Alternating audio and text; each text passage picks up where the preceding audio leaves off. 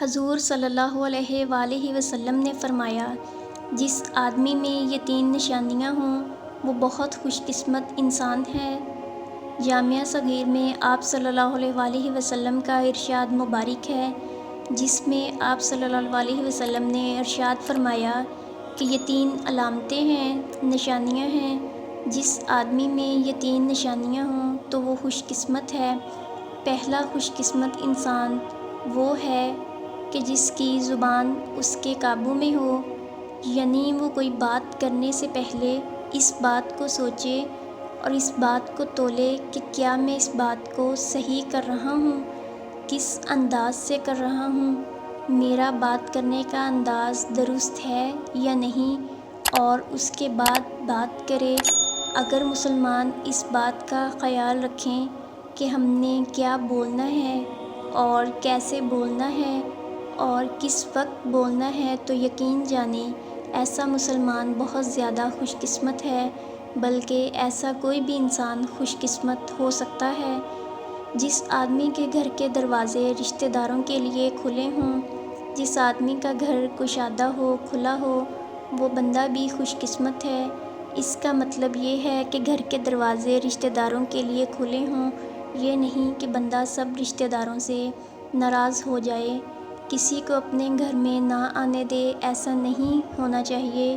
اس لیے جو بندہ صلہ رحمی کرتا ہے، اپنے رشتہ داروں کے ساتھ اچھے تعلقات رکھتا ہے، وہ بندہ خوش قسمت ہوتا ہے۔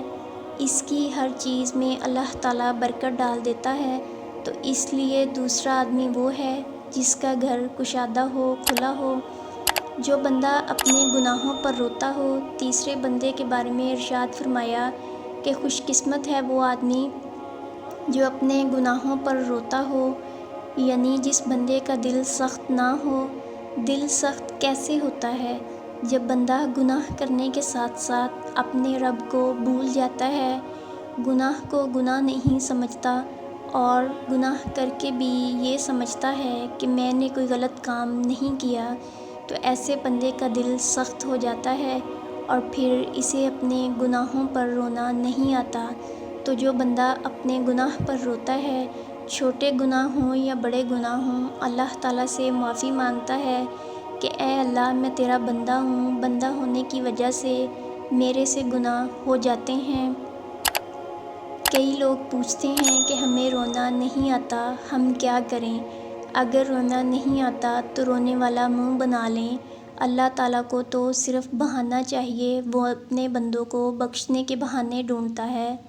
ان 3 بندوں کے بارے میں ارشاد فرمایا کہ جس بندے میں یہ 3 نشانیاں ہیں وہ بندہ بہت زیادہ خوش قسمت ہے۔ تو ہم سب کو یہ چاہیے کہ یہ 3 علامتیں ہم اپنے اندر پیدا کریں، اور اگر ہمارے اندر یہ 3 علامتیں ہیں تو ہم اللہ تعالیٰ کا شکر ادا کریں۔